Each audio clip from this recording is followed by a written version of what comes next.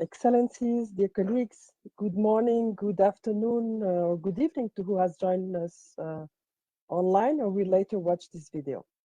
Welcome to this new session of the Geneva Nature-Based Solutions Dialogues, co-convened by the Geneva Environment Network and the International Union for Conservation of Nature, which we refer to as IUCN. These nature-based solutions dialogues aim to facilitate further engagement and discussion among the stakeholders in international Geneva and beyond on the role and opportunities provided by nature-based solutions in the lead-up to major environmental negotiations. Today, we are hosting the 10th dialogue and we will be focusing on water. Nature-based solutions for water are crucial in our journey to reach all the Sustainable Development Goals, not only for goal number 6 on clean water and sanitation for all. Water is central to achieving all the goals and should be far better considered in the various international processes for biodiversity, disaster risk reduction, climate change, land management, and the UN Decade on Restoration. Various of the leading experts with us today attended the Glasgow Climate Change Conference, where they were very active at the Water and Climate Pavilion to elevate the voices of the water community on the role of water in meeting the goals of the Paris Agreement and to support ambitious climate action. Other important milestones are coming up, among those the 9th World Water Forum scheduled to take place in March next year in Senegal. We have with us today water experts from United Nations and other international bodies, from countries, indigenous peoples and young community representatives to address nature-based solutions in the context of water. Before we go into depth on the topic we are addressing today, let me remind you that the documents presented, the summary, as well as the video of the dialogue will be made available on the webpage of this event. We will share the link in the chat. Throughout the event, you can raise your questions by using the Q&A box. We will use your questions to feed the discussion after the presentation. To co-welcome you to this event and set the stage on nature-based solutions for water, it is my pleasure to give the floor to Claire Varenbol, who is the Communication and Partnership Manager of the IUCN Global Water Program. Claire, over to you. Thank you, Diana. Thank you very much. And thank you for everyone who's behind organizing these webinars, as well as to all the listeners and people listening in at a later date on this nature-based solutions and water webinar. My name is Claire Warmable. As Diana said, I work for the IUCN Global Water Program as Communications and Partnership Manager. And I am most pleased and honored to be here as part of this Geneva Dialogues series, which we are honored to see water highlighted in this 10th edition. So thank you very much. And without further ado, I will go over to my first slide, just in setting the scene and just going back to basics a little bit into looking at, well, what are nature-based solutions? And we have to go back to 2016 at the World Conservation Congress in Hawaii, where IUCN members adopted a resolution that defined NBS as, and you can see it here on the slide, actions that protect, sustainably manage, and restore natural or modified ecosystems that address societal challenges, whether they be climate change, food and water security, or natural disasters, effectively and adaptively, simultaneously providing human well-being and biodiversity benefits. So today, governments, communities, businesses, and NGOs are increasingly embracing the nature-based solutions approach, as we have also seen during the recent COP in Glasgow. However, at the same time, there is sometimes confusion or misunderstanding and misuse of the concept. So this year, in July 2020,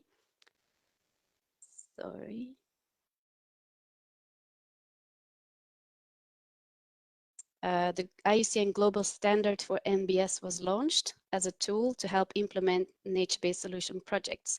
So the standard is a crucial step in increasing clarity and precision as to what NBS encompasses and how it can be successfully implemented. It also acts as a framework for learning how to improve NBS and sharing this knowledge globally in a structured manner. Next slide, please. So what are nature-based solutions for water? In this slide, you will see various water-related ecosystems that perform an environmental service. So you could compare this service to an infrastructure function, a natural infrastructure function. So essentially a service that nature provides for free. For example, mangroves protecting shorelines from storms so that the impact is lessened, or peatlands that sequester huge amounts of carbon so less carbon enters our atmosphere, or wetlands filtering contaminated water, which reduces the need for expensive filtration facilities, lakes storing large water supplies, replacing expensive built storage facilities, or for example, floodplains, absorbing excess water runoff, helping to attenuate floods and stormwater.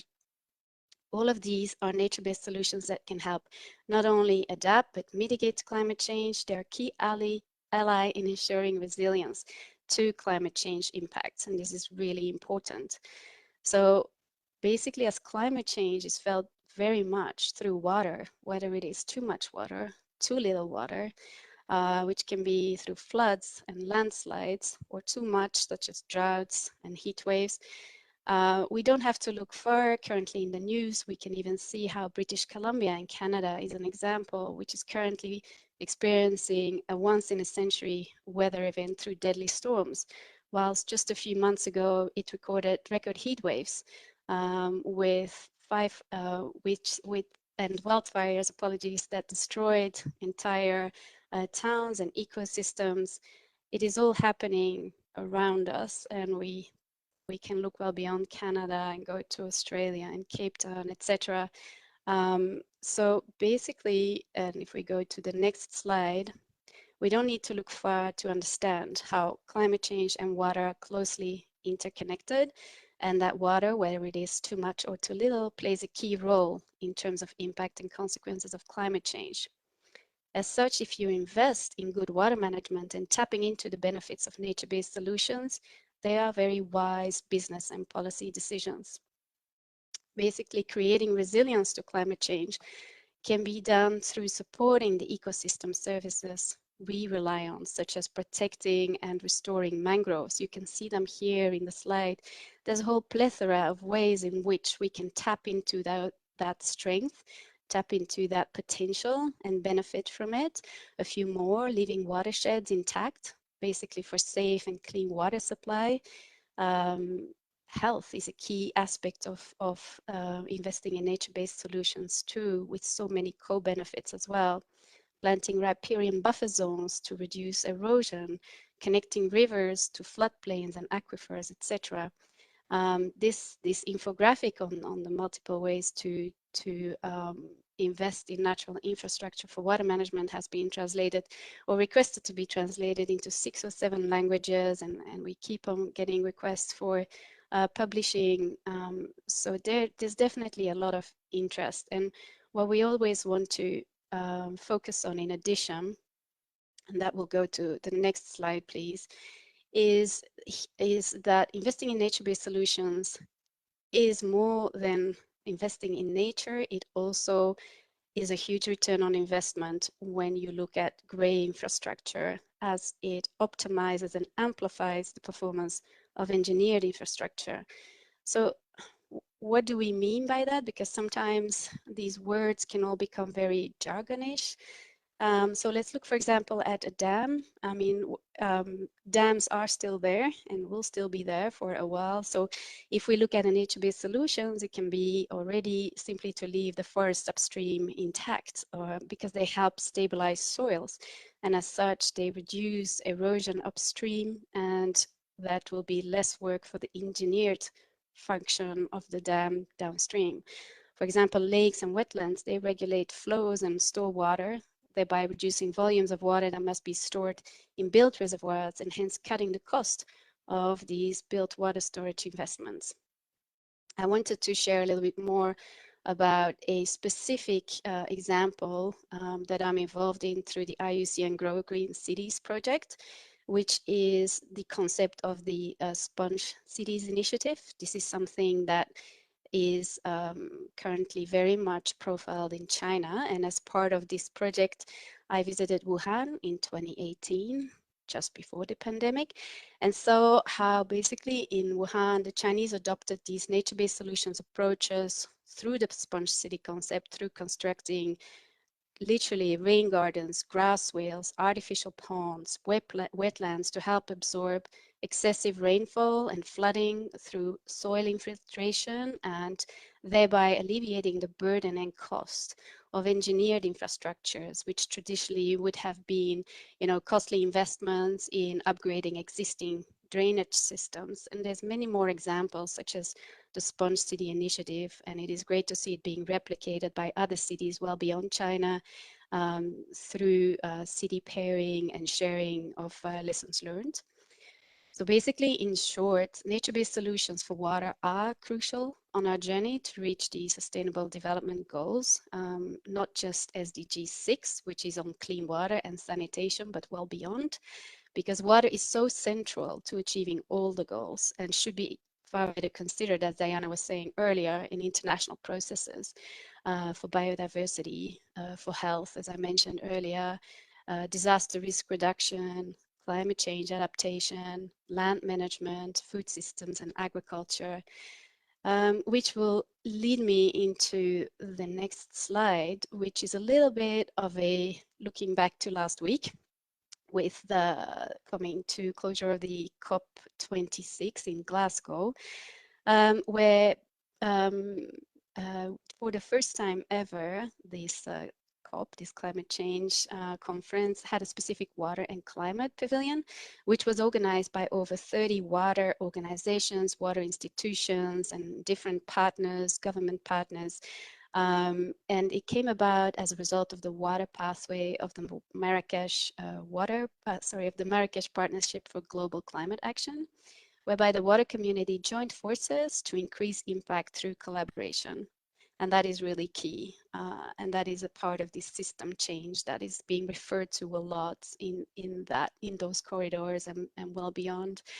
The knowledge the Water Pavilion brought to this climate conference was really important because, I mean, there's a lot of talk about how to deal with all the climate change impacts, such as flooding and droughts, or how to prepare for more frequent heat waves, or how to keep feeding the world's growing population, how to avoid water wars. All these questions is something answers, and more importantly, solutions to these challenges, they exist, and the water community was able to bring them to COP. So I would urge you to just maybe have a look at the website included in the slide here, because that is the website of that specific Water and Climate Pavilion at COP26, where all the sessions were recorded and can be watched again, or you can just check which theme is of interest. And there you will have the latest from the water community's knowledge and insights, and you can watch it again to expand your knowledge on the topic. So that is an important one. And as well, there was as well a pavilion on peatlands, specifically on peatlands, where a lot of important discussions took place and decisions were made. One of the events that took place at the Peatlands Pavilion at this climate conference was the Partners for Wetlands call for restoring wetlands under the banner of the UN Decade for Wetland Restoration. This also stems from the Global Wetland Outlook, which was released by the Ramsar Convention on Wetlands in 2018, which sounded an alarming, which released interesting facts and figures, and the alarming trend in wetland loss was revealed in that at least 35% of the world's natural wetlands have been lost since 1970. And this will have serious implications on our ability to store carbon and support broader climate adaptation. So the international organization partners, the IOPs as they are called, to the Ramsar Convention, these IOPs are BirdLife International, IMI, the International Water Management Institute, the Wildlife and Wetlands Trust, Wetlands International, WWF, and IUCN, are supporting a call for wetland restoration under the new UN Decade on Ecosystem Restoration. And again, more information on this can also be found on our website, iucn.org/water, as well as on the Ramsar website, I believe. So finally, just to start wrapping this up in the setting the scene session of this webinar, I just wanted to share a couple of events, a couple of dates, a couple of key milestones coming up, which my colleague Boubacar will talk more about the World Water Forum specifically, which will take place always around World Water Day, which is the 22nd of March.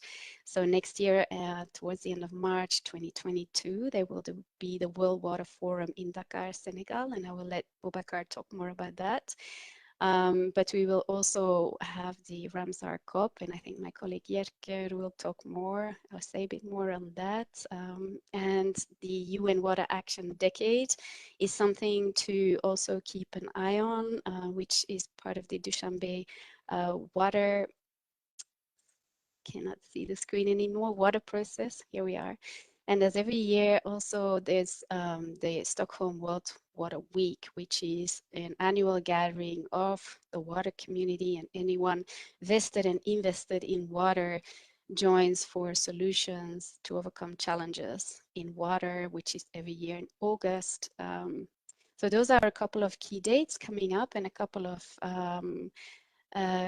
meeting of minds and conferences where people can engage in, and these days, because a lot of them happen in hybrid format, are fairly open to all. So I welcome you in checking these out, and I welcome any questions you may have on my introduction, and I look forward to listening and joining in the next session of this webinar, and thank you very much for your attention, and back over to you, Diana. Thank you. Thank you very much, Claire, for setting the stage and providing concrete examples and illustrations on nature infrastructure. Let's now move with our panel discussion. We will turn to Sonia Koppel, who currently leads the water team at the United Nations Economic Commission for Europe and serves as secretary of the convention to the Convention on the Protection and Use of Transboundary Watercourses and International Lakes, which short name is the Water Convention. The Water Convention, which Secretariat is here in Geneva, is an international global legal instrument and intergovernmental platform which aims to ensure the sustainable use of transboundary water resources by facilitating cooperation. Let's hear from Sonia on bridging boundaries, how to foster basin-wide cooperation and the role of nature-based solutions. Sonia, over to you. Thank you very much for the invitation. And as Claire has just said, nature-based solutions provide benefit to society, economy, and the environment. And I would even go one step beyond, which is that they can even also provide benefits for peace. Because as probably many of you know, globally, over 60% of the freshwater flow occurs in transboundary basins, so water basins which are shared by 2 or more countries.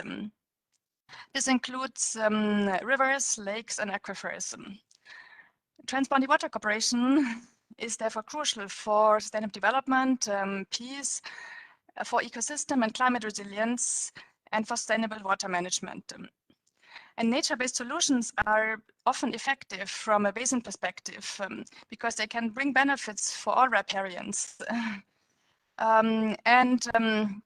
They actually can offer an opportunity to initiate transboundary water cooperation, as we have seen in several basins around the world, or to further strengthen transboundary water cooperation in those basins where cooperation already exists. Thereby, they can contribute, as I said, to regional peace and integration, and even sometimes facilitate more broad transboundary cooperation on other more politically sensitive topics.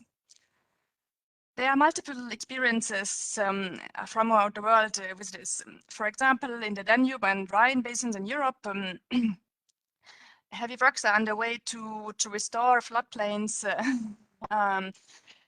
which are also promoted by the basin organizations. The Mekong and Tutalas and Sixaola basins are also working on nature-based solutions. An example from our work is from the Tutalas Basin shared by Kyrgyzstan and Kazakhstan, where community floodplain restoration has been fostered, or in the Dniester Basin shared by Ukraine and the Republic of Moldova, where natural flow regulation measures have been implemented to restore floodplains also.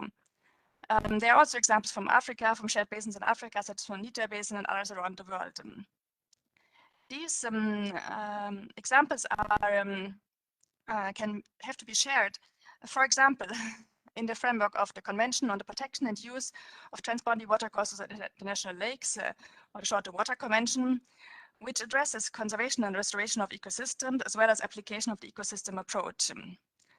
It actually requires its parties to prevent, control, and reduce transboundary impacts, but also to protect and restore ecosystems.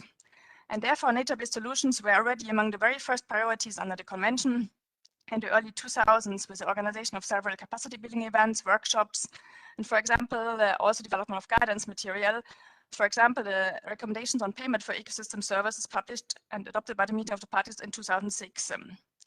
Recently, in 2019, we have organized a global workshop on ecosystem-based adaptation in cooperation with, for example, IUCN and several other partners, some of which are here today. So where to go next? And what is needed to make such solutions actually work in transboundary basins? As it was said by Claire, we need actually standards and criteria also to measure progress. And also to, we need to, in my view, motivate international financial institutions to also work and promote such measures. And I think there are some positive developments in this regard, but much more is still needed. Also, we need to build capacity. And here, the basin organizations, which exist in many basins around the world, and which bring together the countries, are an important vehicle for such activities. Finally, what are the key elements for successful nature-based solution implementation in transboundary basins? In my view, firstly, it's important to have appropriate policy instruments, and but also sufficient funding, and to increase the knowledge base, to further increase the capacity, to adopt landscape approach in planning, but also to engage into the transboundary water cooperation multiple stakeholders. Obviously the basin organizations and the different countries around the table, but also even communities, civil society, international financial institutions, as I already said, etc. And with this, I would like to close and hope that many more basins, even around the world, will continue to foster those solutions. Thank you. Thank you very much, Sonia. Let's continue the discussion with another convention with Jerker Tamelander, the Director for Science and Policy at the Secretariat of the Convention on Wetlands, where he leads support to the scientific and technical review panel of the convention, and where he coordinates policy and capacity building activities of the Secretariat. The Wetlands Convention is another important body which Secretariat is in our region. Jerker, let's hear from you on the role of wetlands, which has already been addressed by some of the previous speakers, and the importance of protecting and restoring them. Over to you. Thank you so much for the opportunity to be here in this event, and of course thanks to previous speakers for raising very valuable points that I hope to perhaps duplicate slightly and then add to in additional detail from the perspective of the Secretariat of the Convention on Wetlands.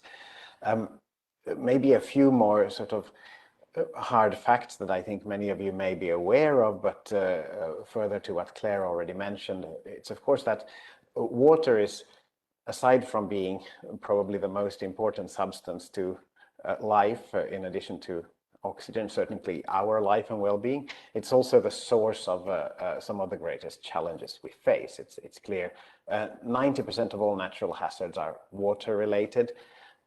Drought has of course killed millions and millions of people. In just a few years, by 2025, 2 billion people will not have access to safe drinking water. By mid-century, 2 billion people will be vulnerable to floods. More than half of the world's population will be facing water insecurity. So our biggest sustainability challenge, our biggest sustainable development challenge could perhaps be said to relate to how we face a situation where everybody has to receive enough good quality water while also being able to cope with those situations when there's too much water in too short a period of time. And both are very significant challenges. Both of those challenges need to be dealt with through wetlands, not purely, but with a very significant emphasis on wetland. I'll try to speak a little bit about why that is the case. First of all, of course, is that almost all of the fresh water we draw is indirectly or directly from wetlands, what we drink, what we use for irrigation. These wetlands regulate, they moderate water cycles, they absorb water, they store water, they clean water, they replenish aquifers, and so on and so forth. And in spite of this value, which is so exceptional, they're also among our most at-risk ecosystems. 35% of wetlands were lost since 1970. That is a rate of loss exceeding the rate of forest loss 3 times at least. Close to 90% of the pre-industrial coverage of wetland has been lost. And freshwater species populations have declined by more than 75% in the last 40 years.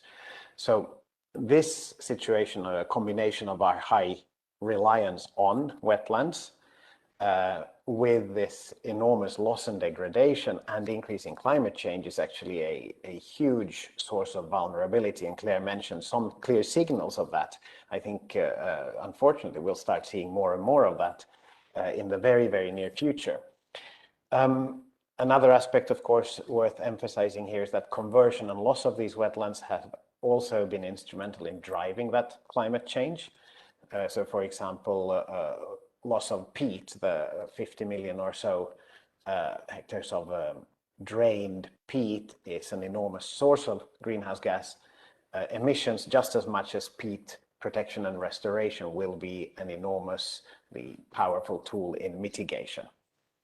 So we're faced with a wetland protection and restoration imperative. We have to do it. We have to do it at scale for water security, for disaster risk reduction, for achieving climate change adaptation and mitigation goals, and for biodiversity. And there's really no doubt about this. It is scientific fact.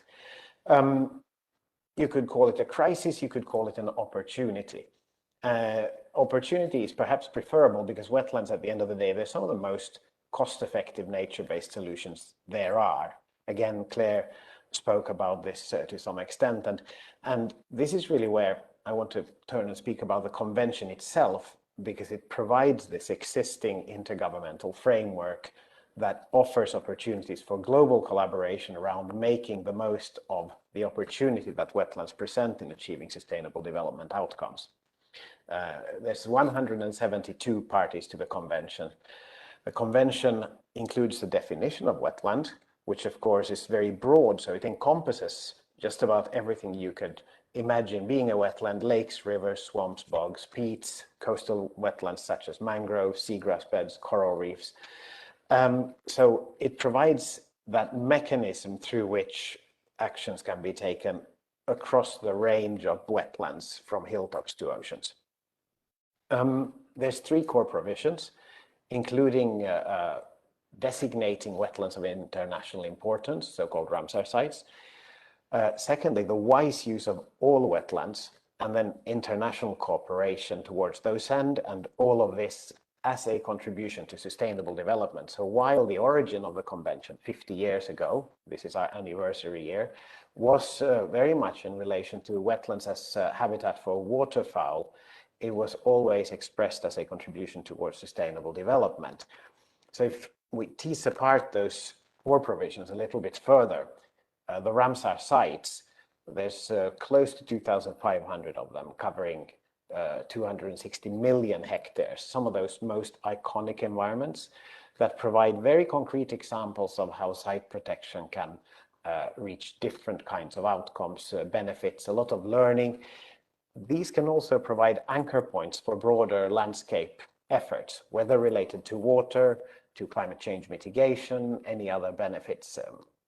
There's some numerous examples. For example, the Mura-Drava Danube River here in Europe integrates several Ramsar sites in a broader man and biosphere reserve approach, and with a lot of nature-based efforts in dealing with environmental and societal challenges. There's also, this speaks to the important interplay with the second main provision of the Convention, which is wise use. So wise use of all wetlands, of course, goes beyond the site protection and also into integrated policy frameworks, national wetland policies, or integration of water and wetland considerations in sectoral policies. And perhaps there is also the greatest opportunities to seek out and establish a better foundation for these hybrid solutions where wetlands are integrated with conventional or engineering options in addressing water issues, water production, wastewater treatment issues, and so on. The Convention has a range of agreed tools and guidance products that address all these aspects of wetland management. Many of them are product of the Scientific and Technical Review Panel, which is a subsidiary body established specifically for the purpose of advising the parties on how to implement the provisions of the Convention. Another important point perhaps could be mentioned here in terms of what the Convention offers is that it's on the basis of national wetland inventories that parties prepare under the Convention that we can track and report on indicator 661, Sustainable Development Goal indicator 661 on the extent of water-related ecosystems. So that's an indicator for which we are co-custodian with UNEP. This is all, of course, to say that there is much in place that can be immediately applied and leveraged towards greater wetland efforts, greater wetland-based solutions to address climate or development or other societal challenges. Since you prompted me, I want to also flag that our Conference of Parties will be held in November next year, unfortunately postponed due to COVID, of course. So that is a clear step in the timeline. Prior to that, there's another important event that we should all remember, which is World Wetlands Day, the 2nd of February, which is a UN observance for the first time in the coming year as a result of a General Assembly resolution that was adopted this year. So we look forward to scaling up effort and attention across society on the basis of this World Wetlands Day, because of course, this is matters that require action across society, across stakeholder groups. So just to wrap up, a few more thoughts and words here in relation to the opportunity or the sort of policy space for wetlands action. Wetlands need to be at the forefront of global water or biodiversity or climate action and agendas. And this needs to leverage those frameworks that exist for this purpose. So beyond the Biodiversity Convention, beyond the Climate Convention, you have the Wetlands Convention, which is explicitly dealing with these ecosystems. You have the Water Convention that just spoke, and again, with a very clear, distinct role in this space.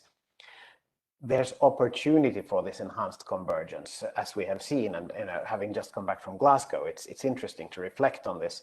There was the first Water Pavilion, the Marrakesh Partnership events, and so on.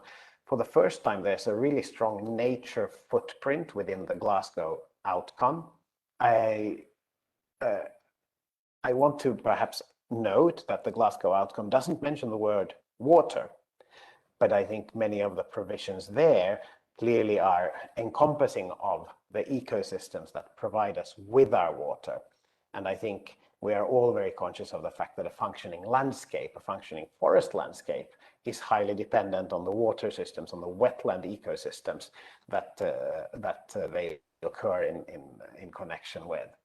So there's much greater policy convergence than we have seen in the past.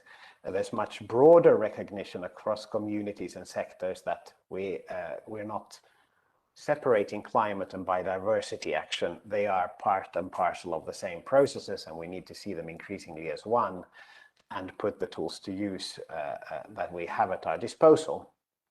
And I'm going to just leave it at that and hopefully leave time to come back to some of those points later.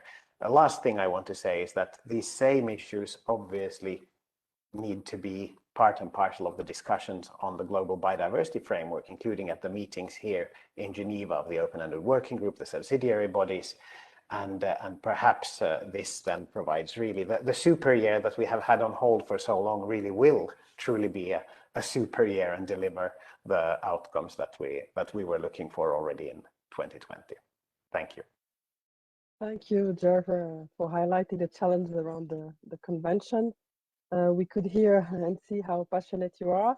And indeed, the World Wetlands Day it has now been recognized by the United Nations, as you mentioned, and it's happening on 2nd of February. You mentioned the Conference of the Parties, which is happening after another important conference, which I don't think has been mentioned yet, which is Economic Biodiversity Conference happening in October, later next year.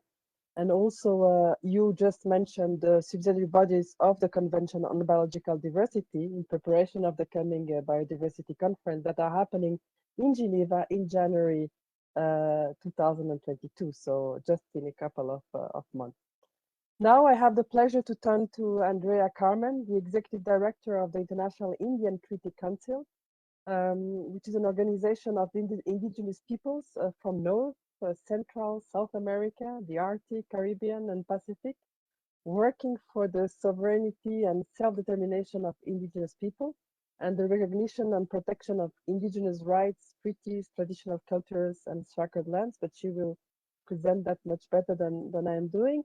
And we have been involving indigenous peoples representatives in this series of dialogues on nature-based solutions. Indeed, indigenous peoples hold and manage a significant part of the Earth's most diverse regions and play a vital role in conserving land, seas, and resources and their sustainable uses. They cultivate strong economic, cultural, and spiritual relationships with their natural environment and have developed and often maintained traditional management practices and knowledge that contribute to biodiversity conservation and to the sustainable use of natural resources. So over to you, Andrea, for indigenous people's perspective on the topic we are covering today. Thank you so much. And I will just say a few words in introduction, and then I have some pictures to show you.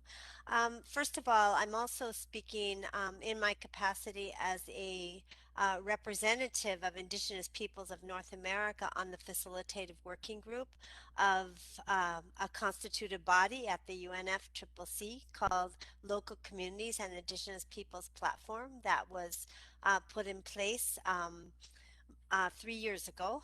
And it may seem interesting or a question to some of you listening that as the constituted body specifically dealing with knowledge and practices of indigenous peoples in relationship to climate change, we have never utilized the concept in our discussions or in our new work plan that was approved just recently in Glasgow, our next 3-year work plan. We don't use the term nature-based solutions, and there's some reasons for that in terms of questions that many Indigenous peoples have about what it really means. It was not a concept that came out of Indigenous peoples' discussions. One question is, if there are nature-based solutions, what are the non-nature-based solutions? That would be interesting for us to hear about. Also, our traditional knowledge holders, 28 of which participated formally in the recent COP in Glasgow, have stressed over and over again that we as humans, we are part of nature. We are nature, and separating us from nature as an actor on nature, whether for sustainable or non-sustainable reasons, is part of the reason for the crisis that we are all in. For example, water. We are water. Human beings are made mainly of water, as are all of the life forms on Earth. So our relationship with water is sacred, it's intergenerational, and it's cyclical in terms of our ways of knowing.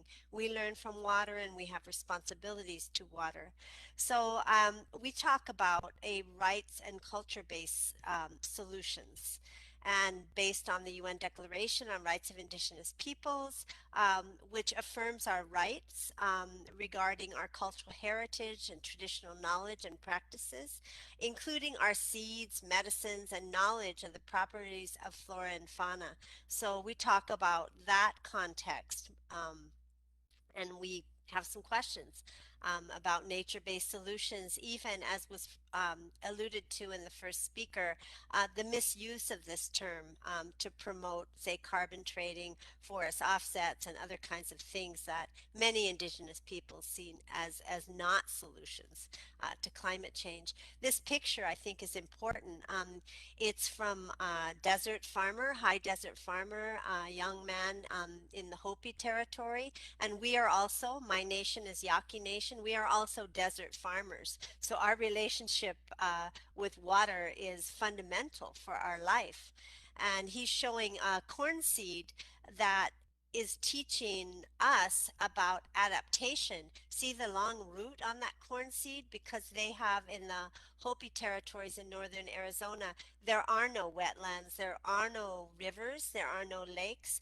All of the farming is based on rainfall and the amount of water that is stored in the soil. So the root of the corn goes way down, and it's a lesson to us as well. Next slide, please. I will just give a couple of examples of how indigenous peoples, and this is our neighboring tribe here in the Sonora Desert in southern Arizona, bringing back the traditional methods of, and all this is rainfall storage and irrigation that is using the clay in the desert earth. Without any river water whatsoever, or wetlands or lakes. This is all from rainfall, and we're beginning to revitalize and still practice those traditional methods that were the source of our survival, as well as being able to predict the weather. And our traditional farmers still can do that by the insects, by the phases of the moon, to know what kind of seed to plant if there's going to be drought in the next year, and this is very essential for our adaptation at this time. Next slide. This is another ecosystem. This shows a water system from our traditional nation of Hawaii, and from all the way from the sky to the ocean. There are specific words and uses along those lines for the water systems. Now, this exact water shed area has air base. It has a golf course. It has a built community. But they are working to restore those traditional relationships. Next slide, please. This is an example of what they've done along this very water system. Traditionally, there were taro beds, which is the source of traditional food for the native Hawaiians. And what they did is removed invasive species, the eucalyptus that had been planted on this hillside, which use a lot of water, and they're not from there, they're from Australia, and restored the taro beds using their traditional knowledge and relationships with the water that tells them what goes where and what should be planted where.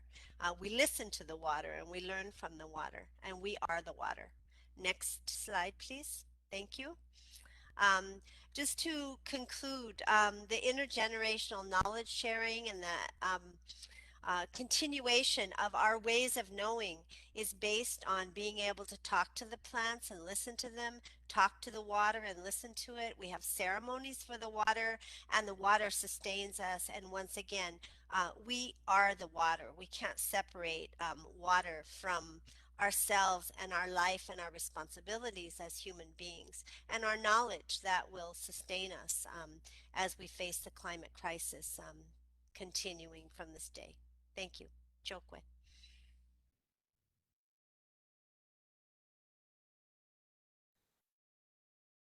Thank you, Andrea, for sharing your concerns and these powerful examples.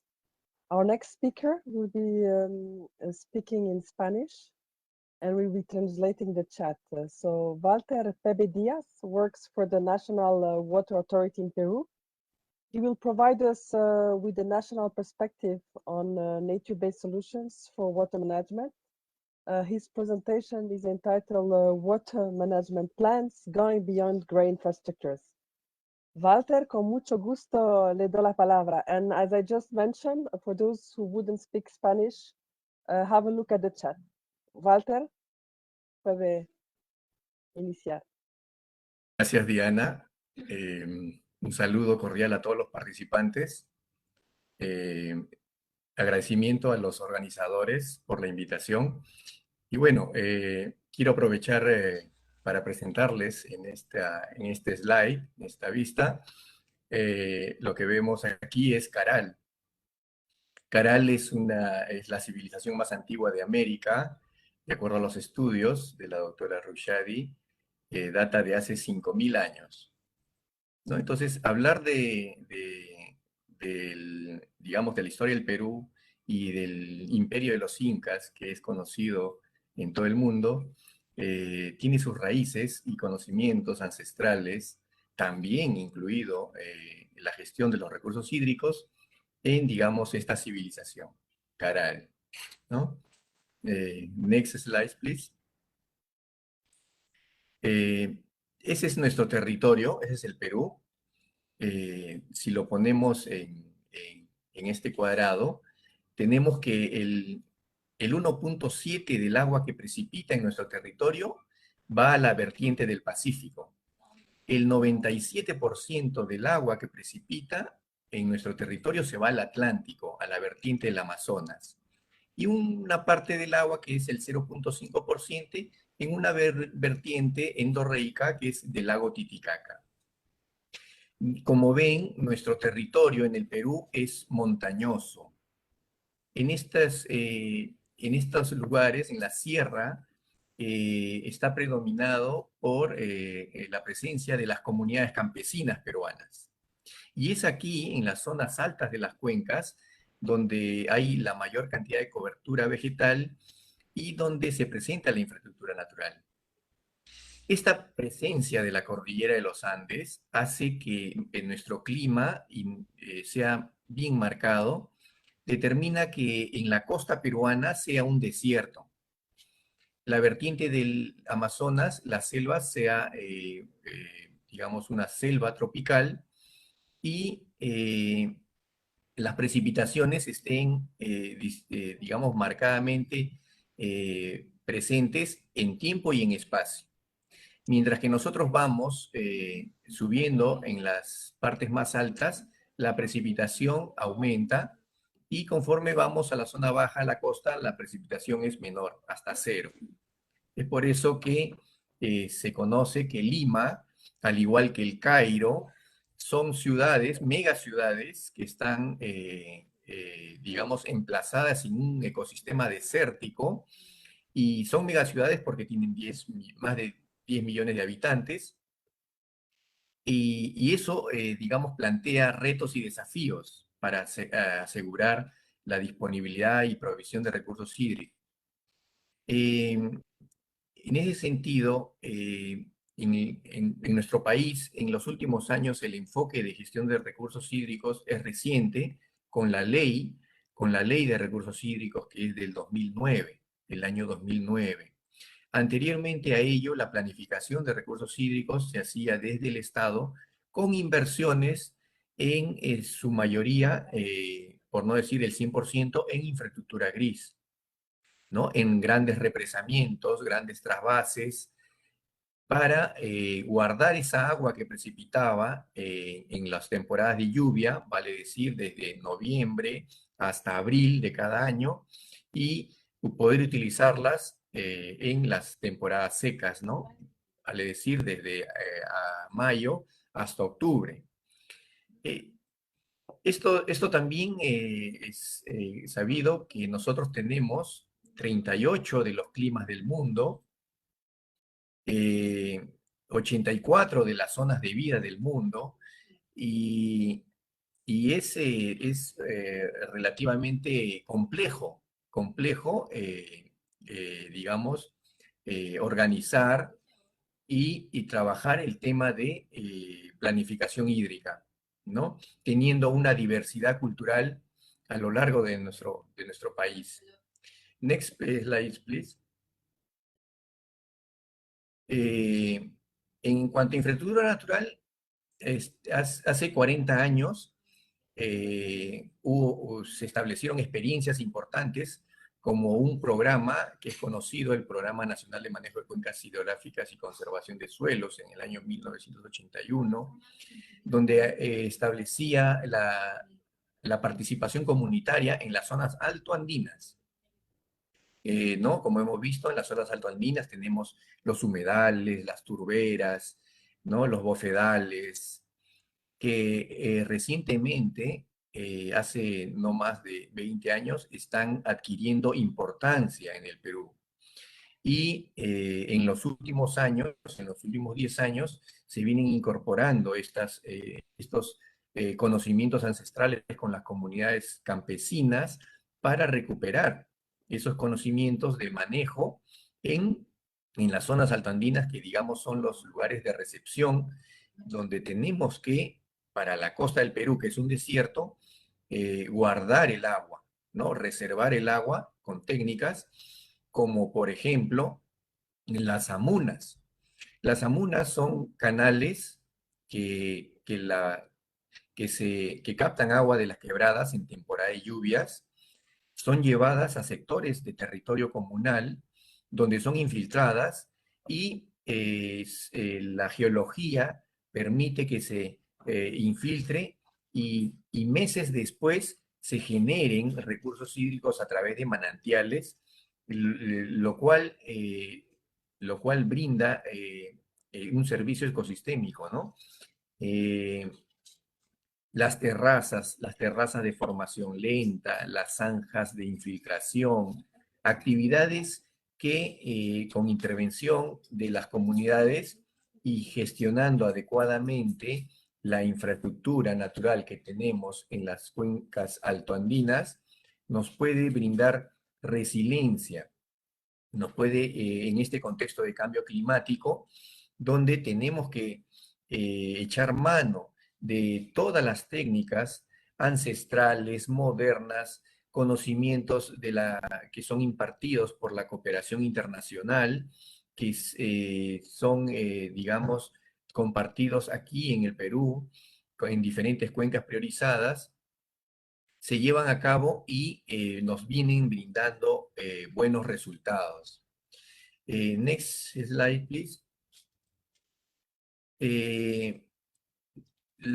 Como gestión integrada de recursos hídricos, digamos, la aspiración es, con esta nueva ley, la Ley de Recursos Hídricos, la Ley 29338 en el Perú, y lo complejo de nuestro territorio, en este proceso de adaptación al cambio climático, con presencia de eventos extremos, ¿no? Como somos un país montañoso, estamos siempre afectados por los deslizamientos, ¿no? Y esos deslizamientos pueden ser prevenidos con buenas prácticas de control de la erosión y manejo de los suelos, con infraestructura natural, con soluciones basadas en la naturaleza. Nuestras ciudades que se encuentran en el desierto se inundan, porque así como hay temporadas de seca, las temporadas de lluvia, en este contexto de cambio climático, las lluvias son más intensas. Los periodos de seca son también más largos e intensos. En Perú, y creo que en muchas partes del mundo, no terminamos de conocer la manifestación del cambio climático. Entonces nuestras ciudades en las partes bajas se inundan y eso podemos nosotros controlarlo con infraestructura gris, como se viene haciendo, y con infraestructura natural. El complemento de la infraestructura gris, la infraestructura natural. Solo para citar un ejemplo, en el 2017, con el Niño Costero, el Perú tuvo pérdidas del orden de aproximado de 3.000 millones de dólares, 1.6 del Producto Bruto Interno. Entonces, es, digamos, bastante prioritario hacer inversiones ¿no? en soluciones integrales, como lo tiene establecido la Autoridad para Reconstrucción con Cambios en Perú, ¿no? Ahora, a través de un convenio gobierno-gobierno, Perú-England, se van a ejecutar intervenciones en 17 cuencas priorizadas para aplicar soluciones integrales y también incorporar soluciones basadas en la naturaleza. Next slide, please. Tenemos socios, cooperación internacional, que francamente sin el apoyo de la cooperación internacional, la Autoridad Nacional del Agua y los avances que tenemos en Perú no hubieran sido posibles. Las experiencias en cuanto a consejos de recursos hídricos de cuenca es reciente en el Perú. Nosotros comenzamos a crear consejos de cuenca hace 10 años y nuestros planes de gestión más antiguos tienen 5 años de vigencia. Actualmente están en proceso de actualización los planes de gestión. En 6 cuencas pilotos con las que hemos iniciado, ¿no? La cuenca de Tumbes, Chirapiura, Chancay-Lambayeque, Chancay-Guaral, Quilcachili y Caplina-Locuma en el sur. Principalmente prioritarias en la costa. ¿Y por qué? Porque la costa es un desierto. Y es ahí donde tenemos que priorizar la gestión integrada de recursos hídricos. Las intervenciones que se dan, por ejemplo, tenemos cooperación, tenemos socios, por citar solamente el ejemplo, tenemos un proyecto, el proyecto Infraestructura Natural para la Seguridad Hídrica, con USAID, Forestren y un consorcio de instituciones que vienen sistematizando información, recopilando conocimiento, evidencia, poniendo sobre la mesa la importancia de la infraestructura natural, ¿no? Se han creado herramientas, hay una herramienta denominada Giro, por ejemplo, ¿no? Herramienta de identificación de oportunidades de inversión en infraestructura natural, ¿no? Donde se tienen en cuenta datos, por ejemplo, en erosión. Más del 84% de los estudios de erosión reportan tasas mayores a 70 toneladas por kilómetro cuadrado año, superior al valor promedio de la tasa de formación de suelos. También más del 65% de los estudios reportan una producción de sedimentos mayor a 250 toneladas por kilómetro cuadrado al año. Eso permite, digamos, sistematizar y, digamos, proponer intervenciones, ¿no? Como reforestación con especies nativas, forestación en suelos degradados, control de cárcavas para la erosión, terrazas, andenería, prácticas de conservación de suelo. Esto de acá, las terrazas andenería, son las que causan admiración, ¿no? Cuando se visita Machu Picchu, Cusco, propias de lo que nos han dejado ¿no? El imperio de los incas, cómo se convivía con el medio, cómo se controlaba el territorio, dominando las zonas altas con buenas prácticas de conservación de suelos. También las zanjas de infiltración, como hemos visto, que permiten la retención de agua, la infiltración y la generación de manantiales. Las cochas, que últimamente se está afianzando bastante en el Perú a nivel de comunidades campesinas, cochas o lagunas o represamientos de pequeña capacidad, pero que en suma se hacen grandes cantidades de agua. Next slide, please. Y finalmente, las cifras de inversión en nuestro Sistema Nacional de Inversión. Tenemos 120 millones de soles, unos 40 millones de dólares en inversión en infraestructura natural. Todos estos datos se vienen recopilando para tenerlos, digamos, en cuenta y tomar decisiones. Como les decía, la Autoridad para Reconstrucción con Cambios tiene programado en los próximos 5 años 600 millones solo en soluciones basadas en la naturaleza para complementar la infraestructura gris en las soluciones integrales. Tenemos también mecanismos de retribución con servicios ecosistémicos. Solamente en Lima se ha recaudado por estos mecanismos 160 millones, los cuales se vienen ya poniendo en inversión, en proyectos de infraestructura natural en las zonas altas de Lima. Tenemos también, bueno, los fondos regionales de agua, el Fondo Acuafondo en Lima, el Forazán en Piura, Fondo Quirochira en el norte, en Piura. Son mecanismos de financiamiento similar a los mereces que articulan contribuyentes y retribuyentes en multisectoriales, ¿no? Todos estos fondos regionales de agua basan sus intervenciones en infraestructura natural y soluciones basadas en la naturaleza. Podemos decir que en el Perú la planificación hídrica viene incorporando la importancia de la infraestructura natural, y en los próximos años tenemos aproximadamente una inversión estimada de 250 millones de dólares en estos conceptos. Muchas gracias. Thank you very much, Walter, to bring some aspects of what's going on in Peru and how you are implementing nature-based solutions and recent developments indeed. Our next speaker, let's turn to the young community. We will hear from Katie Itong Lee, a COP26 ambassador for the United Kingdom and Yongo representative at the UN Climate Change Conference, on the global youth position on nature-based solutions. Katie, over to you. Thanks, and also thanks for the invitation, and also really insightful presentation by panelists so far. So first, a brief introduction of myself. I'm one of the ambassadors of COP26 appointed by the UK, and also, of course, follow UNFCCC processes. I mainly follow it from a gender and youth perspective. So indeed, very interesting year. And by profession, I work in private finance based in London.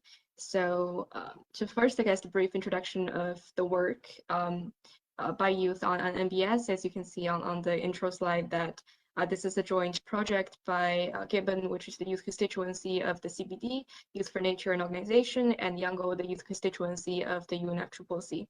So, and then of course, next slide, please. Yes, so the reason that we're putting this project together is because we feel like the youth position on NBS is missing at an international level, and also NBS is such a critical field for us, as we're such a key stakeholder group, and the ones, of course, will take all the consequences in the future.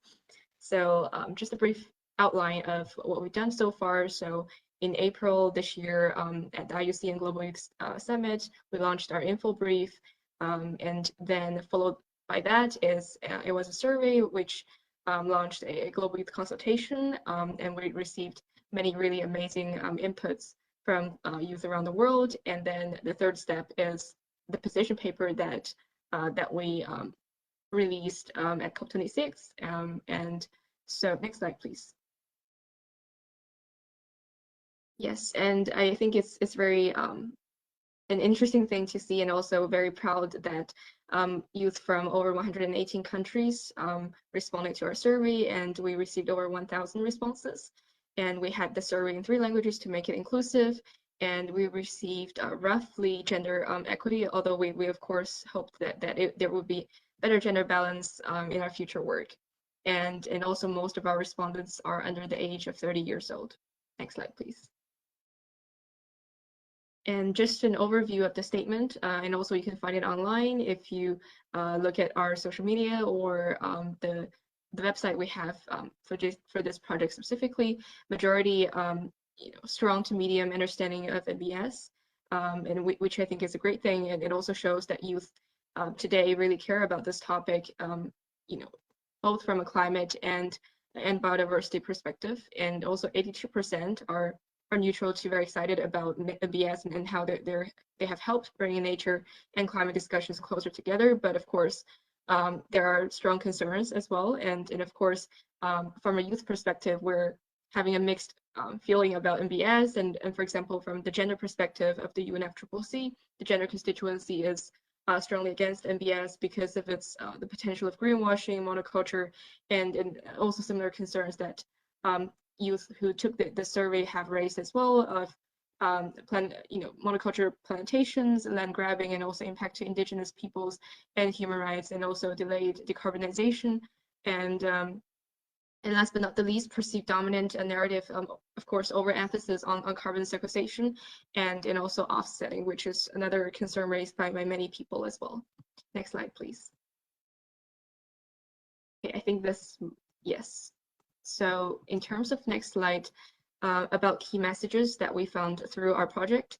Of course, practices are not new, and we previously had the ecosystem-based approach, and of course, this has always been a topic and is still a debate. And then, of course, vulnerability to greenwashing and raised by many civil society stakeholders, not only youth, but also gender and indigenous peoples communities. And also decarbonization remains crucial, and biodiversity is not a side benefit, of course, and also that sometimes the climate convention catches more attention than the biodiversity convention. Of course, we hope that both conventions can increase their attention on NBS, and also at the same time make sure there are legally binding safeguards in place. And of course, we outlined a few others, for example, ecosystem integrity and functions, and also legally agreed framework for both conventions. So to make sure that there are safeguards in place, and also strict binding safeguards and guidelines, as mentioned, and calling out false solutions as well, and of course greenwashing. And just because we are having this this very interesting event on the back of Glasgow, I think it would be interesting just to briefly mention about COP26. And like panelists have already mentioned, that it was really awesome to see a pavilion dedicated to water, and also events by Marrakesh Partnership, and myself, I joined one of their events on carbon removal, and I think it's really great that the civil society also has such high attention on that, and specifically on youth engagement and also representation on water, and also NBS at the two conventions on climate and biodiversity. In Glasgow, we had made some progress in terms of youth engagement in other fields. For example, technology, that for the first time youth and women constituencies have a real seat at the table, which is the CTC and advisory board. And also this is also great news together with efforts by our colleagues from the indigenous peoples constituency as well. So it was a great achievement, but also at the same time, although we have seen increased attention by the two conventions on NBS, on water, youth is still not included in their work on NBS at all. And so indeed, of course, more work needs to be done for youth to be further included in their process, and also work by the two conventions, by parties on NBS. Thanks. Thank you, Kathy. That was very good. It's not the first time we involve a representative of Youngo in our dialogues, and it's always very constructive what you bring here to the discussion. Let's move on with our last panelist today. We have with us Boubacar Bari, who will address one of the next milestones for nature-based solutions and water. The 9th World Water Forum will take place in Senegal early next year. Boubacar, let's hear from you on the preparations for the forum. Thank you very much, and thank you.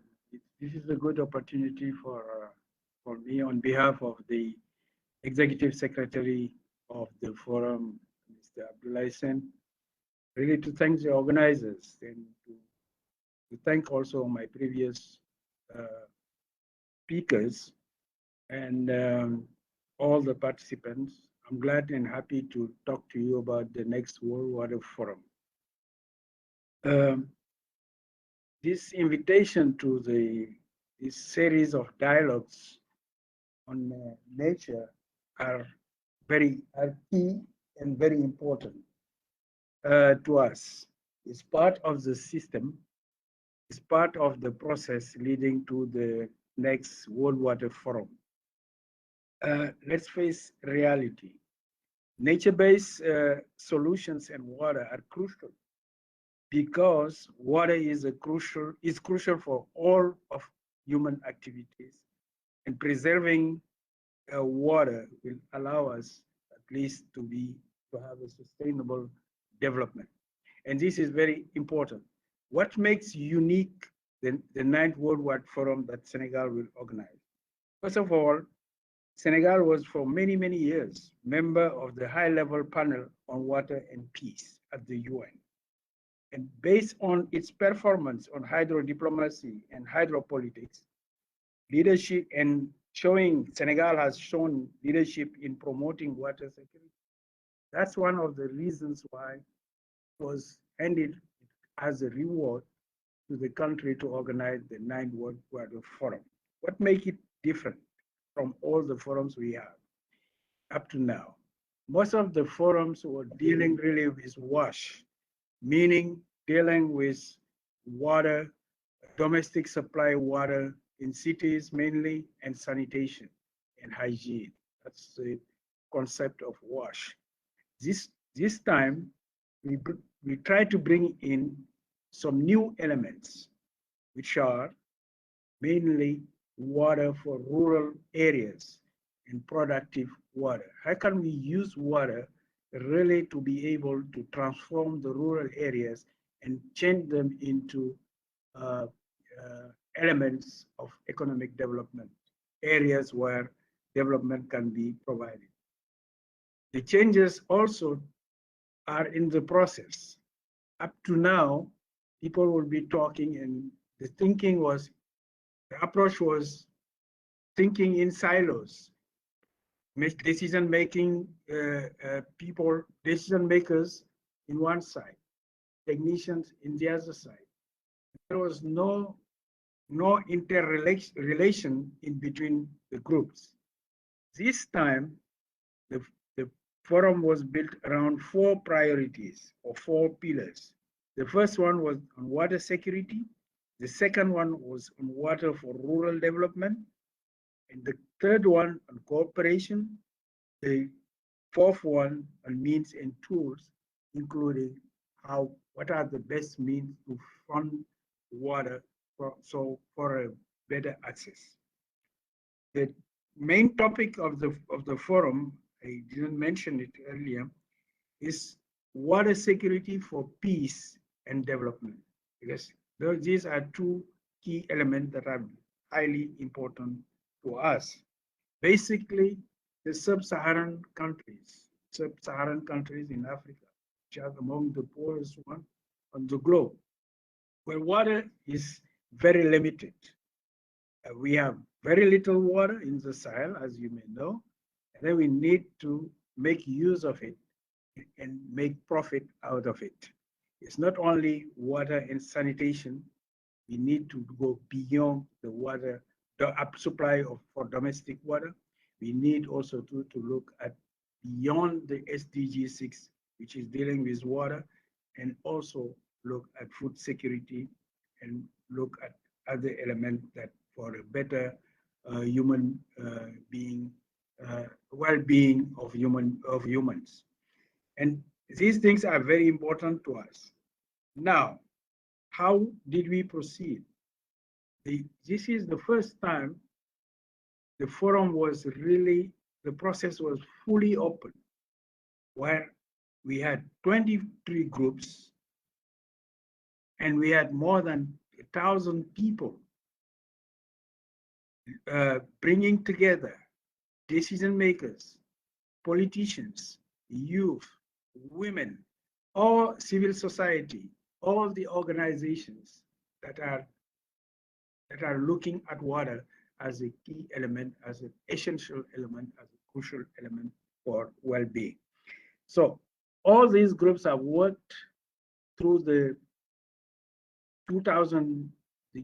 last year, 2021, even during the high moment of the pandemic, as you know. So we put together a platform in which, digital platform in which people were able to discuss issues, to discuss topics. Each of the 4 priorities has at least sub-theme that people were dealing with. And one of the key elements that were asked is to come with key messages, to come with projects that can be replicated in all over the world. looking from the local area up to the global issues, looking from the small areas, the village level, to the national level, to the global environment in general. All these projects were done. Messages are provided. Up today, the next thing we have is we have organized the second stakeholder meeting where we presented the results after 1 year of discussions.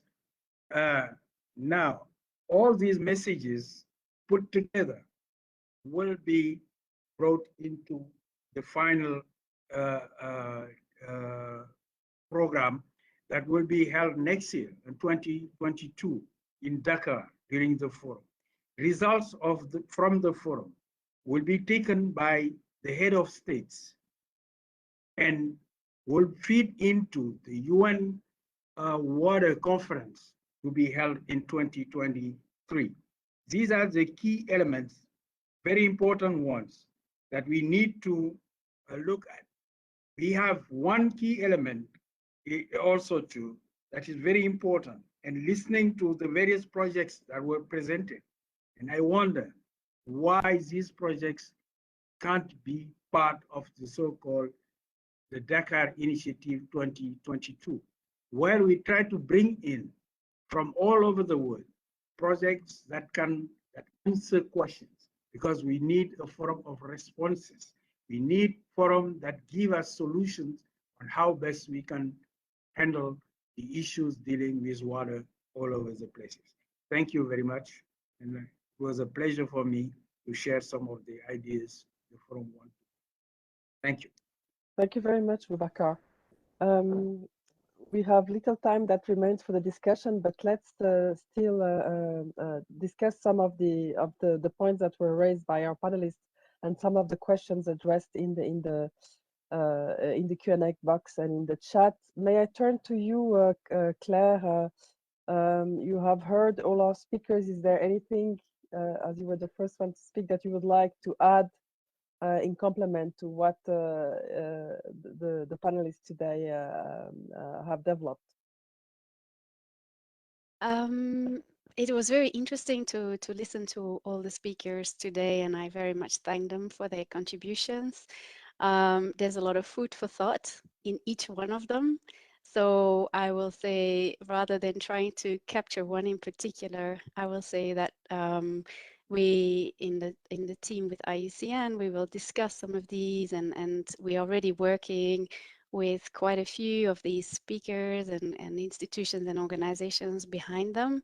But for sure, maybe what I can conclude or focus on is that water is a connector, not just in nature, but amongst people as well. And it's great to see that this is going beyond whichever affiliation we have, and that we can all work together, and in working together we can for sure ensure more impact and positive outcomes for nature and people.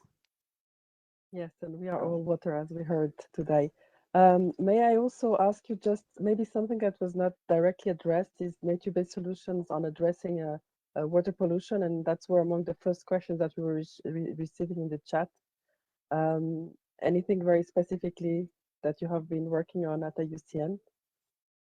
I think that question that could be chat. Yes, that could be shared. Sorry. That question, I'm not sure. I think I saw it came from a journalist, and he is more than welcome to contact us and discuss the topic of water pollution further. That is for sure a big issue in many ways, affecting everyone. Microplastics and chemicals and all sorts of issues to do with pollution in our waterways. It's a very broad topic, so I would welcome him to reach out to us, and we can share our further knowledge and information on that.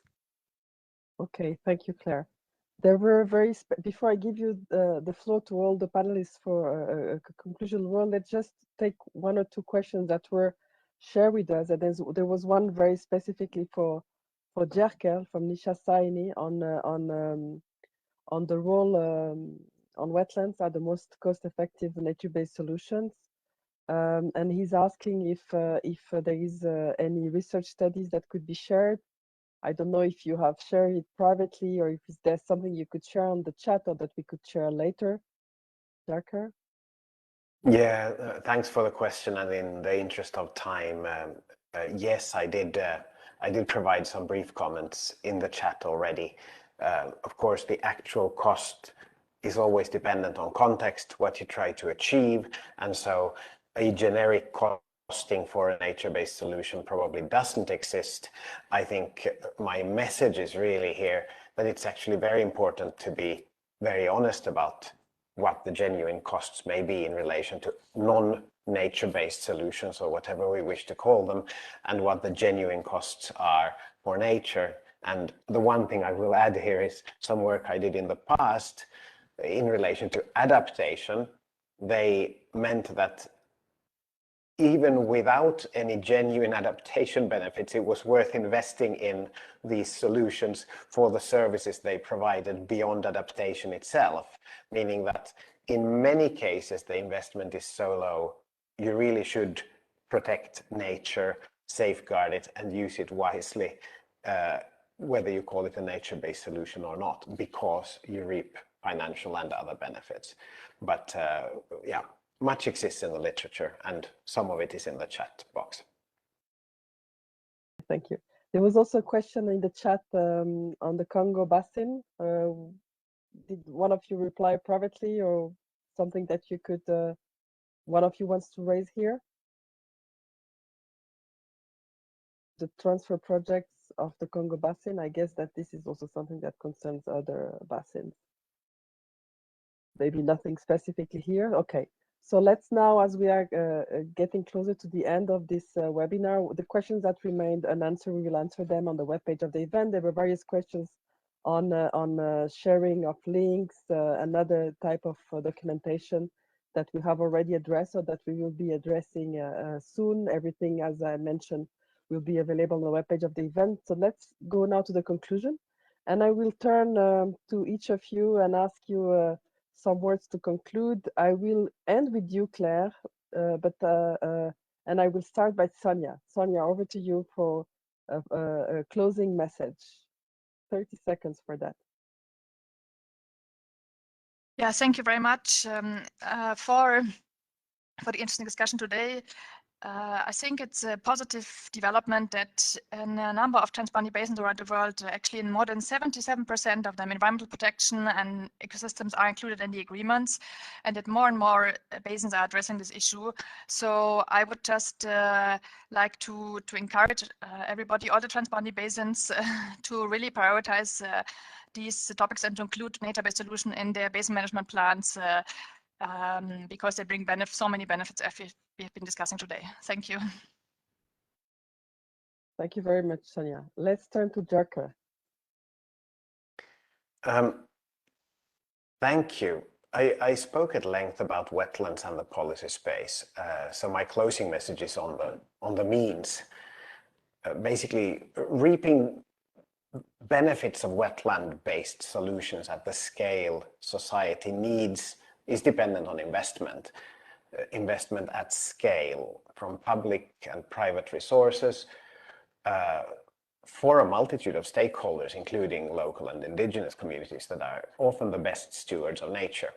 And so if I can end by borrowing somebody else's catchphrase, I will say, to build back better, we have to build back wetter. And I leave it at that. Thank you. Thank you, Jerker. Andrea.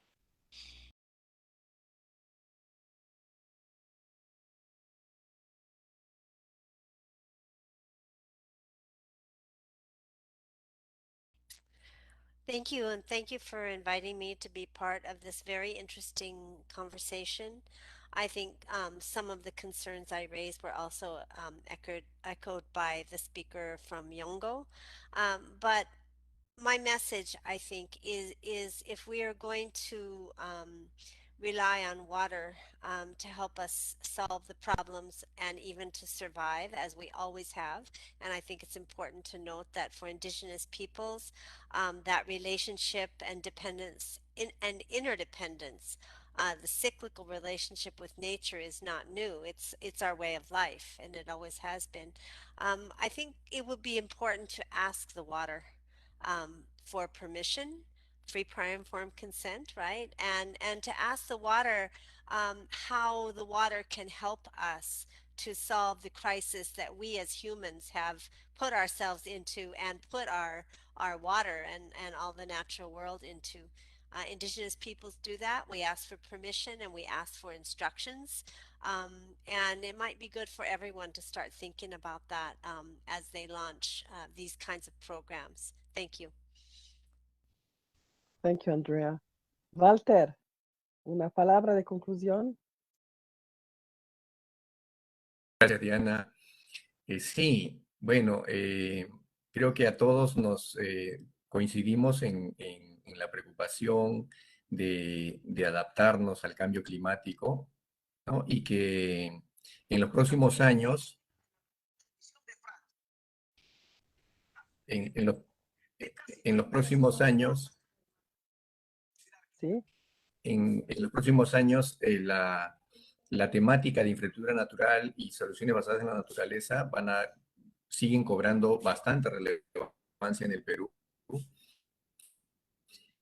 y que pone a prueba a los actores que trabajan, que vivimos en una cuenca, a poner de nuestra parte para hacer más resiliente nuestra gestión integrada de recursos hídricos.